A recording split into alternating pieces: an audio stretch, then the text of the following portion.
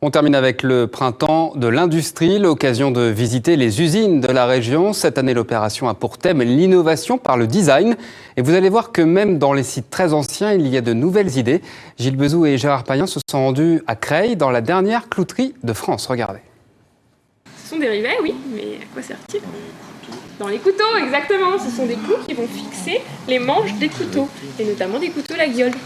Partir à la découverte des clous sous toutes leurs formes avec Camille, une des nombreuses manifestations des printemps de l'industrie.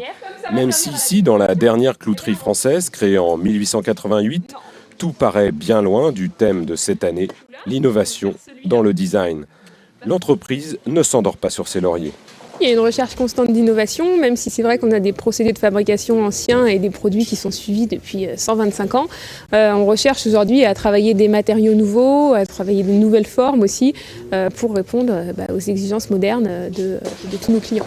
Une visite dans cette entreprise du patrimoine vivant, qui ressemble à un décor de cinéma, c'est ouvrir une fenêtre sur le passé industriel du Creillois.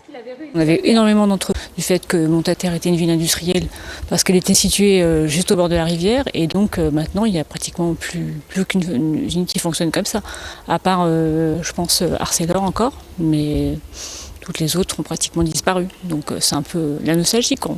À tous les âges, la surprise est grande. C'est impressionnant de voir les machines d'un autre âge qu'on n'imagine pas aujourd'hui. Je